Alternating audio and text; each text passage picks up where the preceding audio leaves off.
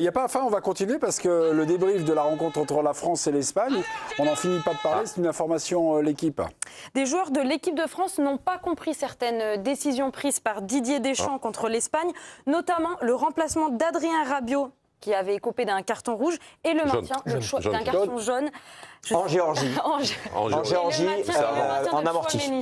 À cause de Sifou Sitou et Méné.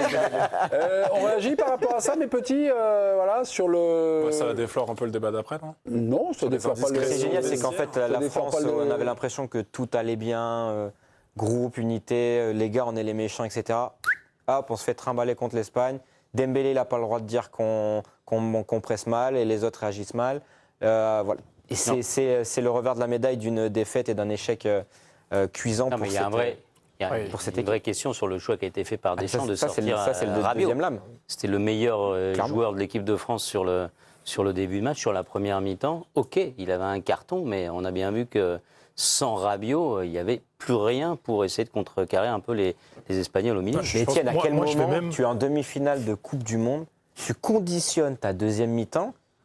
Il l'a vu comme nous, Deschamps, il a quand même des yeux d'observateur de football. Il voit que Rabiot est le seul qui surnage. Tu te dis, je vais le sortir parce qu'il a un jaune. Je trouve le pourquoi du changement assez lunaire.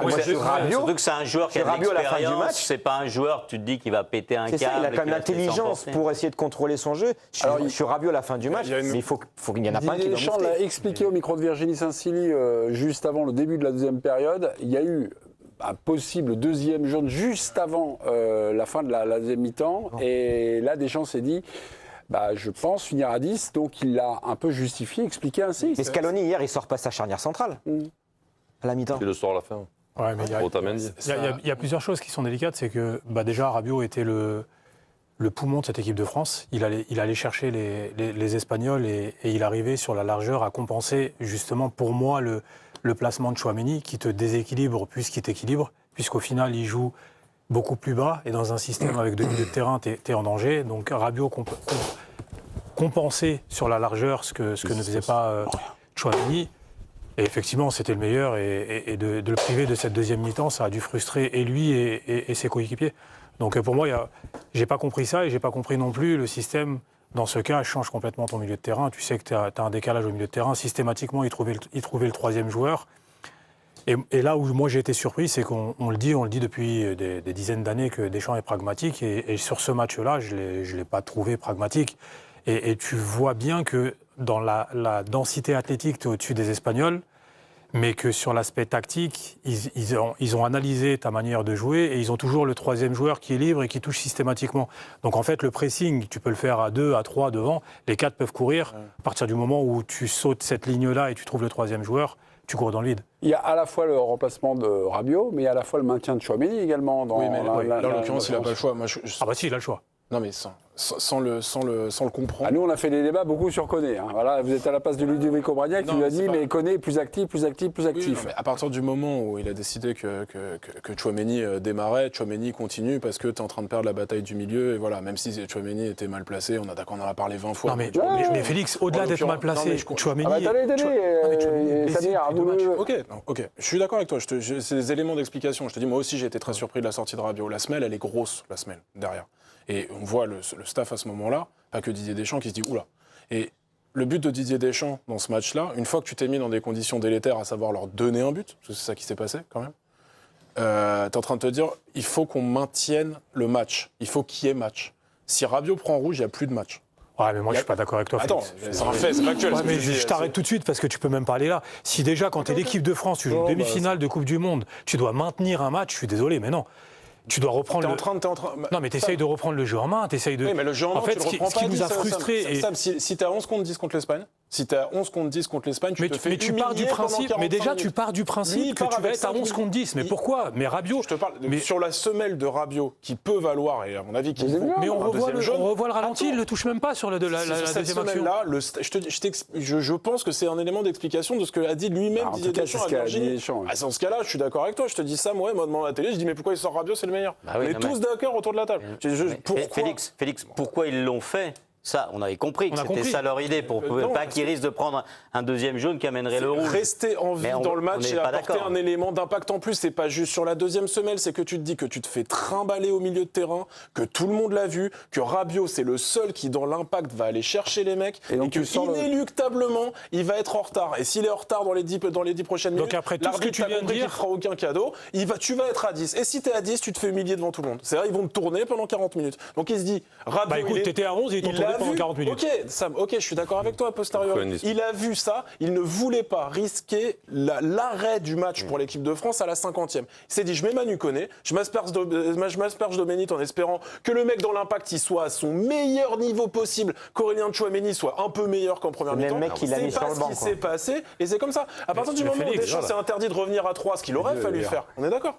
À partir de ce moment-là, c'est juste des éléments d'explication. Sinon, on peut dire Deschamps connaît un ophone. Mais je t'ai écouté attentivement, mais au final, ce que tu dis, au final, le match, on l'a à la 45e. Il a tenté quelque chose qui n'a pas marché. C'est juste que ça s'entend. Moi, ça s'entend. T'es dans un stade qui est en retard tout le temps. Il a pas tué Koné aussi.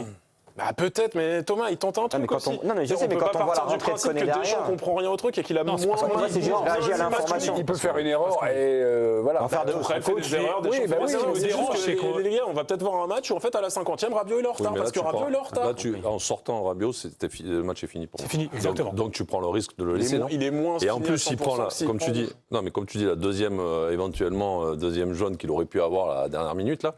C'est mieux de l'avoir là que, par exemple, à la 35e, où le risque de te prendre le jaune. Parce que là, l'arbitre, je pense pas que pendant le quart d'heure de la pause, il se dit, attends, il y a Rabiot, il a fait ça, la prochaine faute qu'il fait, je lui mets jaune. Moi, je pense que le mec, il a oublié le truc. Tchouaméni, il est 20 mètres derrière. Il est 20 mètres derrière. Et donc, en sortant Rabiot, tout seul, qui va chercher les mecs dans le milieu qui est... Sors Tchouaméni. Mais je tu donnes la réponse dans ta... Oui, en fait, t'es d'accord avec nous, mais... Non, mais d'accord. Non, je comprends ce que tu dis, que leur idée, c'était de pas être à 10. On le verra jamais, ce match où la France est à 10 à la 50e. Donc, tu vois que le seul qui va te chercher et peut-être un peu embêter l'Espagne, c'est Rabiot. Donc tu le sors et tu mets Koné. Moi, je mets les deux. Mais Rabiot, Koné, qui vont aller le chercher. On est d'accord que Deschamps a fait ça pour ça. Il peut considérer que c'est une erreur, mais c'est pas lunaire de faire ça. Si, c'est lunaire, parce que le match est fini. Autre chose, autre petite engueulade. Un détail qui nous est révélé un petit peu dans l'après-midi sur le site L'Équipe, Ousmane Dembélé s'est énervé à la pause de France-Espagne. Il a pris la parole pour réveiller les troupes. L'objet de son mécontentement, le pressing, il trouvait le pressing peu coordonné, donc sa prise de parole a agacé certains de ses coéquipiers. Ses coéquipiers avaient l'impression donc on sait que c'est Dembélé qui dit ça, qui râle, mais on ne sait pas le certain par contre. Non, certains s'énervaient alors qu'il était lui-même en grande difficulté. C'est celui qui nous explique qu'il fallait faire un meilleur pressing, peut-être. Qui ? Non, dans les lignes de l'équipe. Qu'est-ce que tu sous-entends ? Donc le mec explique qu'il fallait faire un pressing un peu mieux, que ça a mal été fait, mais en fait c'est toi qui déclenche le pressing. Donc en fait tu es en train de nous dire que c'est toi qui n'as pas fait le boulot. En fait. Bah, peut-être. Non, il n'a pas dit ça. Mais il fallait le comprendre peut-être comme ça. Non, mais il n'a pas dit ça, parce que lui, il pense que c'est pas lui. Il a sous-entendu, quoi.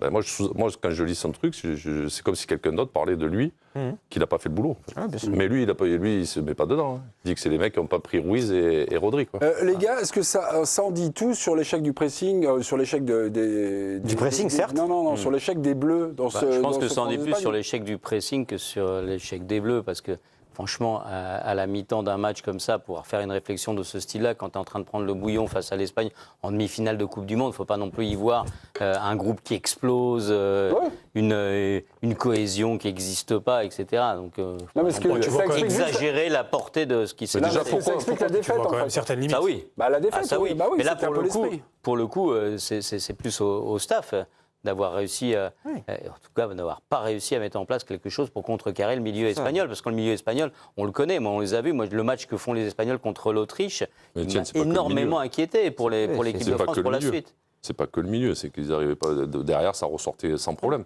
Alors après, moi aussi, l'explication de Kylian Mbappé qui dit on devait presser haut et aller chercher, moi je suis très étonné.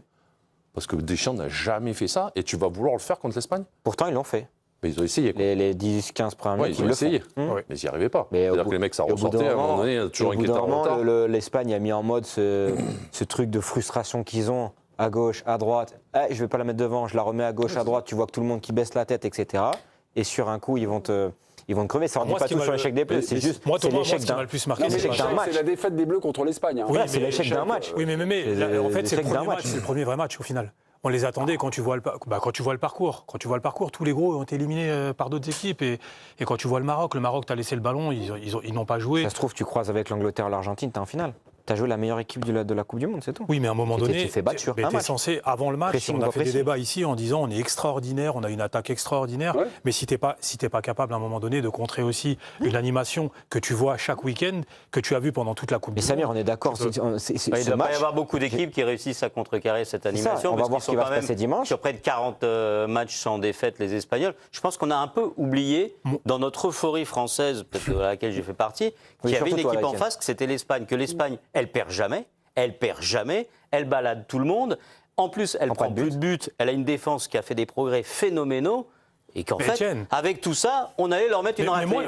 Mais non, c'est pas ce que je dis. Moi, je suis d'accord avec moi. Ce qui me dérange aujourd'hui, c'est qu'on n'a pas essayé. On n'a pas essayé. Et à un moment donné, quand tactiquement et au milieu de terrain, tu te fais manger comme ça, je suis désolé, tu tentes des choses. Et si tenter des choses, c'est retirer ton meilleur joueur, je vais garder ma frustration. Il y avait quand même l'impression, et je trouve que ce constat a plutôt fait l'unanimité dans les médias, c'est qu'on a pensé qu'individuellement, et c'est quand même le lot du mandat Deschamps, qu'individuellement, on allait, à un moment donné, une fois ou deux fois, prendre à défaut cette équipe d'Espagne. Sauf qu'avec eux, et moi je me suis planté dans des largeurs énormes sur mon prono de ce match, tu ne peux pas. Tu ne peux pas le faire contre cette Espagne. Tu ne vas pas les presser. Tu as une capacité à contrer avec la vitesse que tu as devant. J'ai l'impression que ce match n'a pas été travaillé. Qu'on y allait, vous inquiétez pas. Devant, on prend globalement pas de but, Saliba Oumbé, et non. Je sais plus, autour de cette petite question, il y a quelques minutes, en disant mais Deschamps, c'est pas quelqu'un qui a organisé un pressing depuis le début de sa carrière d'entraîneur. Finalement, avoir ce système-là avec ces 4 attaquants, ce parti pris, tout le monde était content, mais en fait, ils ont joué un peu contre nature, puisqu'il n'y a pas finalement de travail, ou il n'y a pas quelque chose qui est très organisé. Donc de mettre les notes 4 fantastiques, c'est super, mais en fait, s'ils font pas le boulot, c'est se donner... Contre les grosses machines, et il n'y en a pas de supérieur à l'Espagne, ton plan, il est réduit, t'as pas de plan B, et ton plan A est réduit à néant. Il fallait pas affronter l'Espagne. Non, c'est pas ça, mais si ton plan A, il fallait finir second, perdre contre la Norvège, c'était réglé. Ton plan A, il est réduit, non, du coup, je finis la phrase. Le plan A, il est réduit à néant si tu leur offres un but dans une séquence où ils sont pas meilleurs que toi. Là, toi, tu es moins bon dans la gestion de match, dans la gestion technique du milieu de terrain, dans la distribution, tu es moins bon. Tu peux faire ce que je suis d'accord avec Joe, je trouve assez lunaire d'aller les chercher, en plus à contre-temps, et graphier de manière assez étrange.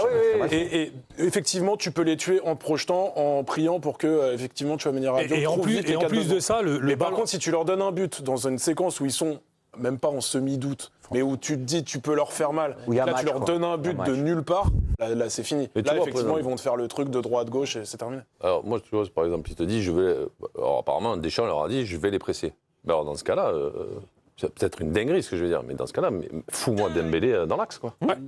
Et tu mets Mbappé à gauche, alors peut-être pas dès le début. Capitaine de pressing, quoi. Non, mais Dembélé. On a vu que ça marche. Mais en plus, on l'a vu ça. On l'a vu dans la Coupe du Monde et même en préparation de cette Coupe du Monde. Moi, je les ai vus, les 4 bien pressés, globalement. Camoufler les zones. Contre le Sénégal, je l'ai vu. Non, il y en a qui. Contre le Maroc, je l'ai vu quand même un petit peu. Là, l'Espagne, tu vois. Il faut le faire mieux. Il faut le faire beaucoup mieux avec une intensité différente. L'équipe d'en face, elle te tue. Pour moi, sur un match comme l'Espagne, tu dois. Cette supériorité au milieu de terrain contre l'Espagne, elle te crève. Techniquement, tu n'as pas été au niveau. Tu trouves que tu as eu des bons pressings en France, l'équipe de France? Pas contre l'Espagne. Non, mais tu trouves qu'en général, dans ce mondial, tu es. Je te dis, regarde le PSG jouer, tu vas voir, là, c'est du vrai pressing. Ça, c'est du vrai pressing. Mais là, j'ai jamais vu même pas le dixième de ce que tu dis. Moi, je suis du parti pris où le parallèle club-sélection, pour moi, c'est une erreur de le faire. Non. Je pense que c'est une erreur de le faire. Là, on parle d'un parallèle de pressing. Tu me dis, ils ont pressé. Mais ça se travaille.